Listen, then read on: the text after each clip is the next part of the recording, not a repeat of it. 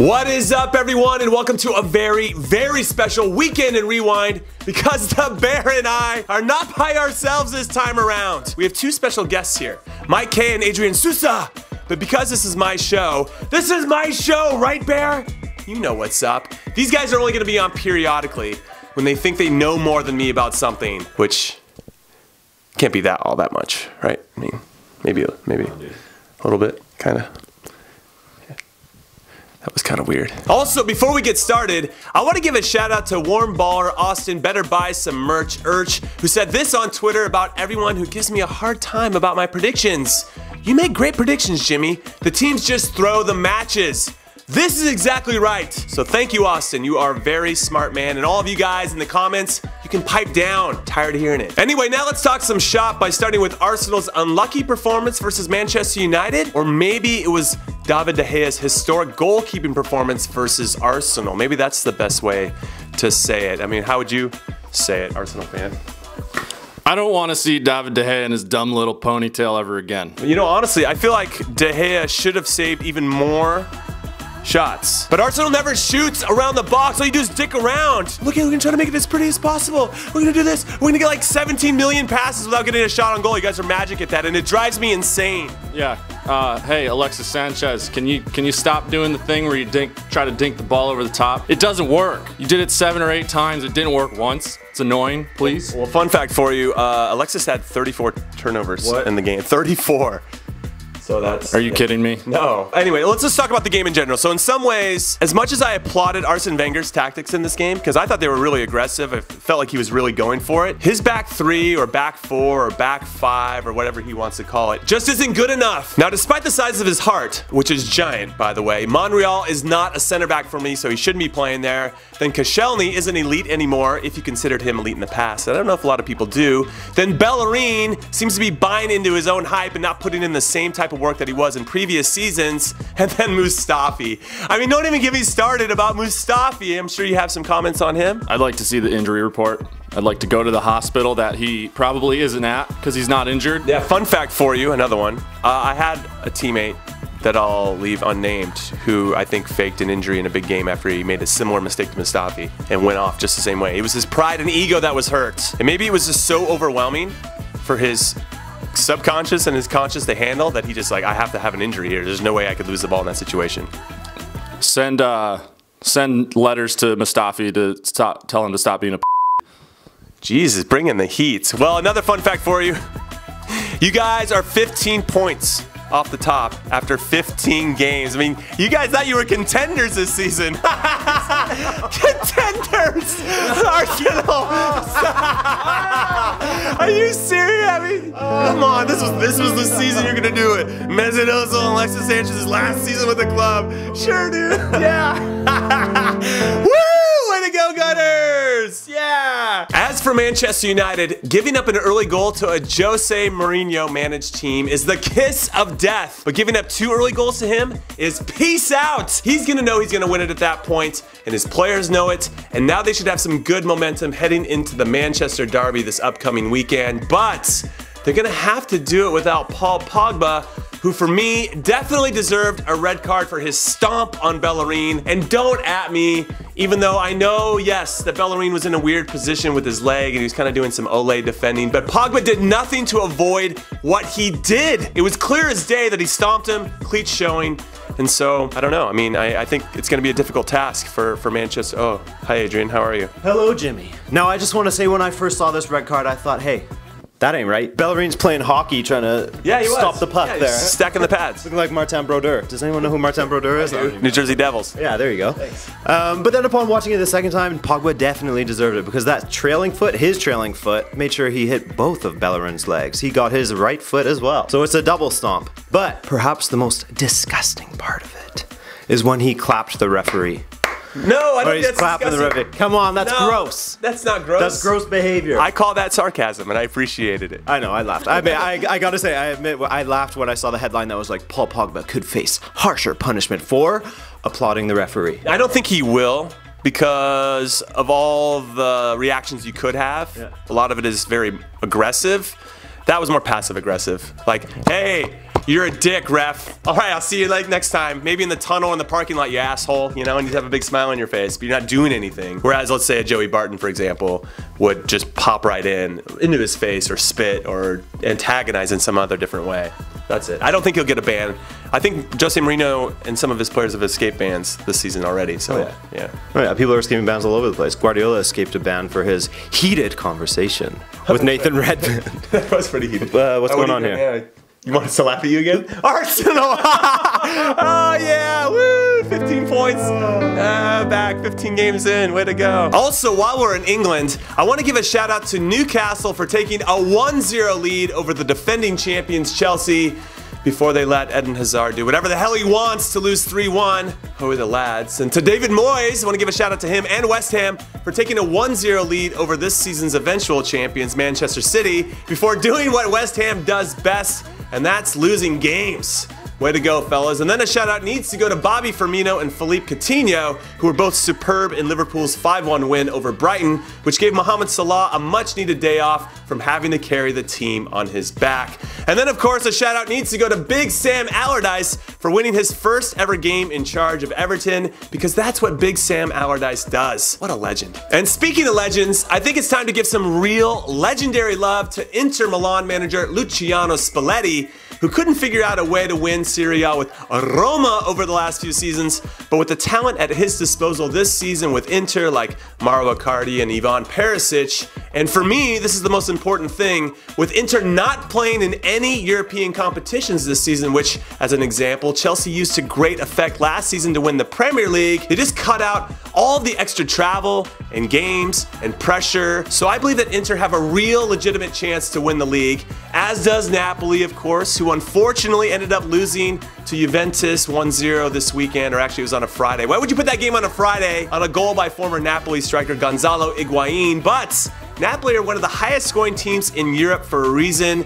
So I think based on that stat alone, they should be pushing until the very end, as will Juventus, of course, because defending champions never say die unless they're Leicester City the year after they won it, because Leicester City were pretty crap afterwards. Also, while we're in Italy, I want to give it up to Benevento for earning their first ever point in Serie A, which they did in dramatic fashion with their goalkeeper coming up for a corner and scoring a header in injury time to draw with AC Milan 2-2, which is just awesome on so many different levels, including their celebration. They were so excited. And the link for this highlight will be in the description, along with all the other highlights, the games that I'm talking about. And we do this just for you. Mike K does all this hard work just for you.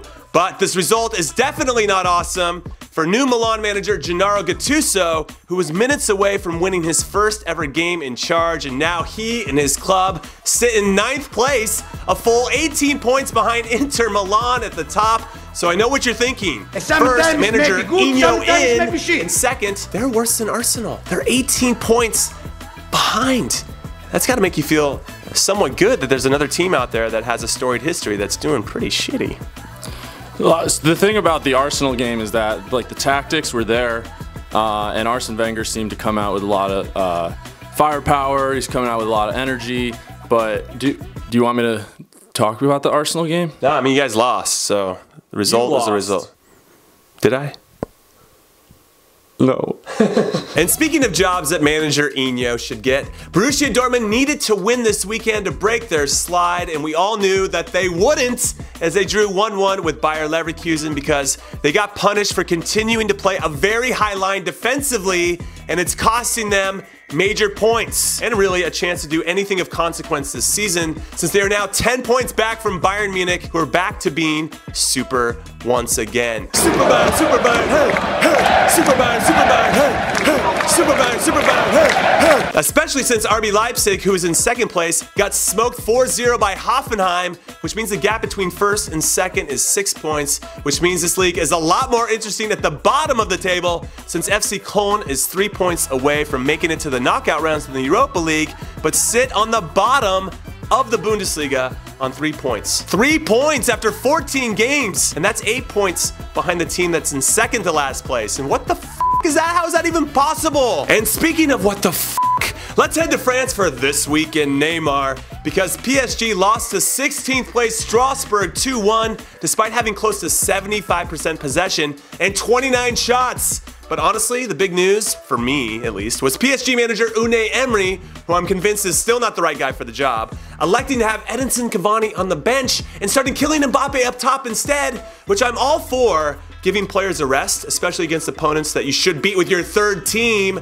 But Cavani has been in good form, and I think you start him to keep him in that rhythm. So you give him, what, 60 solid minutes and then bring him off. Or at least that's what I would do because I'm super smart. And you guys know that. And you know what else I would do? I would find Sergio Ramos big money every time he gets a red card because the guy is a magnet for them, which thankfully for Real Madrid, it didn't cost them any points in their 0-0 draw this weekend with Athletic Bilbao.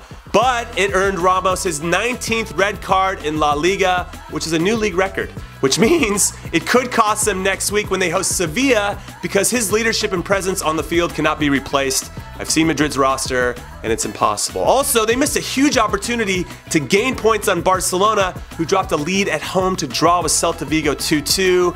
And for all of you people who keep coming at me in the comments, all you Barcelona fans saying, oh, Barcelona's defense is better than it ever was before. Are you watching the same games that I'm watching? They're giving up a ton of chances this season, and Celta did enough to make them pay. Also, they lost Umtiti now for 4 to 6 weeks because of a hamstring injury, and that's just gonna make them even more thin in the back. Stop it with the comments, okay?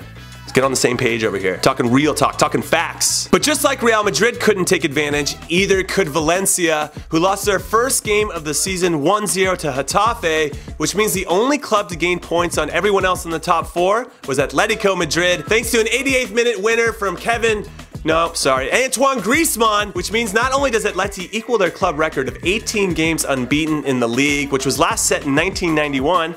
Don't you feel smarter now that you know that? They're now 6 points off the top, 1 point away from second, and 3 points above Madrid and Sevilla, who are tied on points in 4th and 5th. And staying on the Iberian Peninsula, let's talk about O Clásico between one of the few undefeated teams left in Europe, FC Porto, versus the defending champions of the Portuguese league, Benfica. And to help me do that, I'm bringing a true Benfica supporter onto the show. It's Adrian from RabonaTV to help us break this one down. Pretty exciting 0-0 game, Adrian. Very exciting.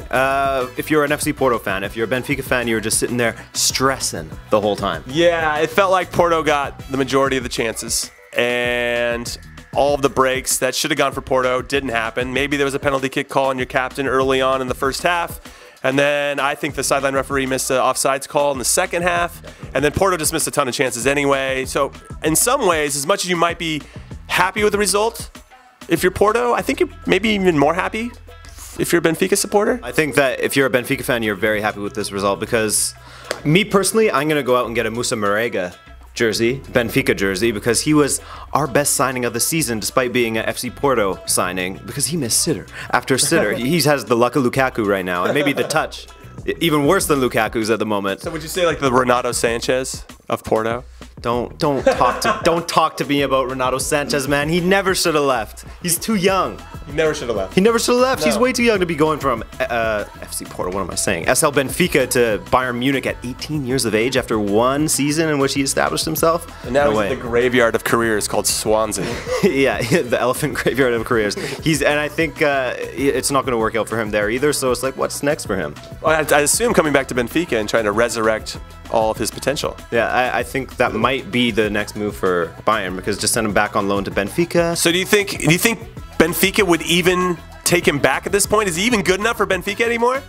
I think that, yeah, I mean, for some players, just the setting around them is enough to make them play better. And I think being back home where he feels comfortable, he'll get his confidence back. And, you know, it's sort of a feather in the cap for Benfica's academy again. So I think that they would like to get his career back on track and, you know, maybe send him back to Bayern Munich as a better player for it when he's 19, 20 years old. All right, let's get back to this game in particular. Though I love the tangent into Renato Sanchez because I think there's a lot to explore there because he is a talented player. He clearly has proven that he can hold his own at the biggest stages. Now there are 4 teams in Portugal separated by 5 points.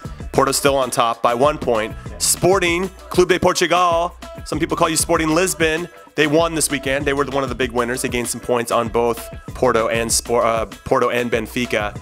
And then Braga. Nobody ever really talks about Braga, but they're like the 4th team that just trying to get that attention but can never really kick on, don't really have the biggest players but seem to fight and have big hearts. They also won as well. So now 5 points is separating these top 4 teams. Do you think Porto can hang on for the rest of the season? And do you feel like Benfica's hungry enough to try to go out and get yet another league title? I think that it's a really tough question with Porto because they have a relatively new manager in Sergio Conceição, who's so far proven himself as a manager of a top team, but I feel like the wheels could fall off eventually. But as far as Benfica going for it, I don't think so. I don't think they have it this season. I don't think that they addressed their defensive problems enough in the offseason when they lost Lindelof. Our attack is okay, but like I said, if the defense is starting to falter and Luis Zong isn't getting any younger, I mean, he's a saint, bless him. But we got to bring someone in. Our goalkeeping situation, Varela looked okay against Porto. We made a lot of saves. But we just keep on getting picked off, and it looks like we didn't do enough to sign enough in the defensive area of our team. That was a very long answer. Yeah, that's right. It sounds very Arsenal, though. You're making good signings everywhere else, but defense. Yeah. I think I have a solution, though, for you. Maybe sign Renato Sanchez to play center back. No? No.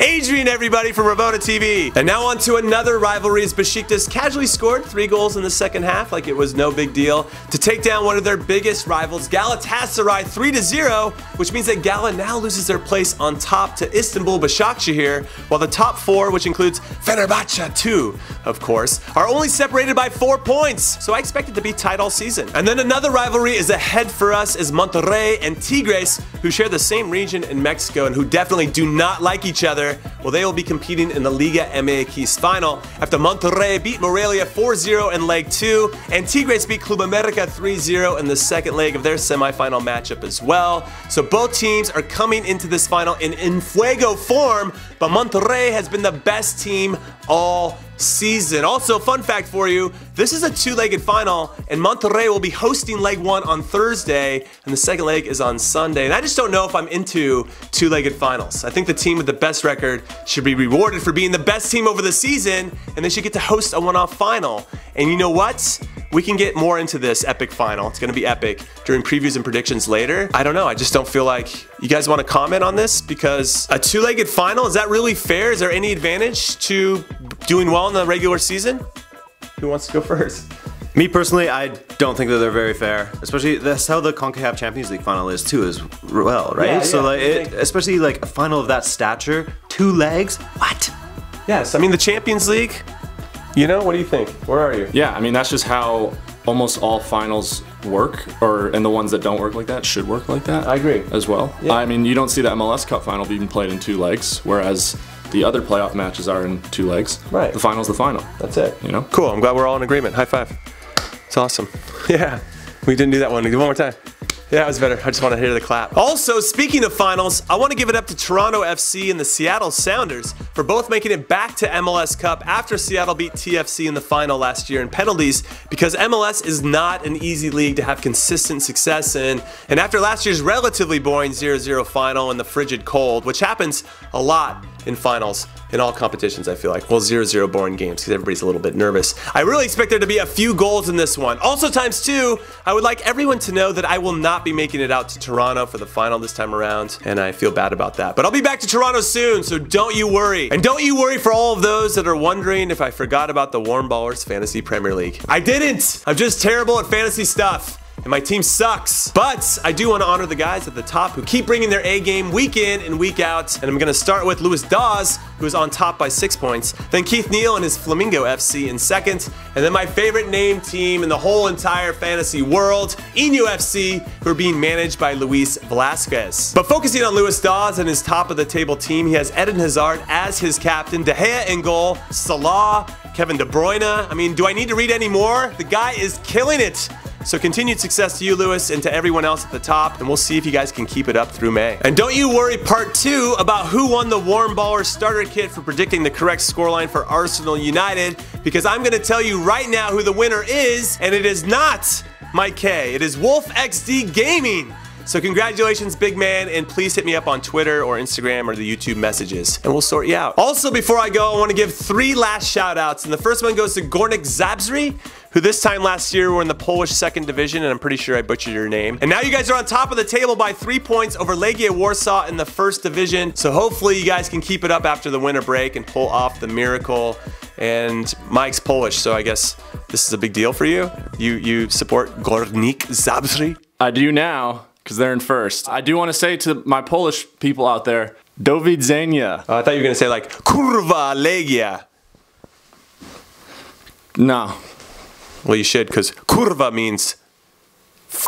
And the second shout out is to America de Cali in Colombia, who were also in the second division last season, but now find themselves in the semifinals of the playoffs of the top division after they scored an 88th minute game-tying goal against Atletico Juniors to then win on penalties. So we'll see if they can keep their run going against one of their rivals, Millonarios, for a chance to go to the final. And the third shout out is gonna go to Diego Valeri, who just got named as the MVP of MLS for his 21 goals and 11 assists for the Portland Timbers. Unfortunately, he's not going to be in the final representing his team, but he had a fantastic season and he deserves our respect. And that is it. That is all I got. So my sincere thanks to Mike K and Adrian for dropping in. And make sure you follow these two on social media and then go subscribe to Adrian's YouTube channel, RabonaTV, because he's doing a lot of great things over there. And then, of course, for me, I will see you tomorrow for Career Mode. Hashtag Eno in. Then I have my extensive World Cup preview dropping on Wednesday. And then I might be bringing back Versus for Thursday because Mike K really wanted to do that. Then previews and predictions on Friday before I go live for the MLS Cup Final on Saturday on this exact channel. And in fact, would you guys come hang out with me for a few hours for that? The right answer here is yes, so say yes. All right, now that's all I got. Later.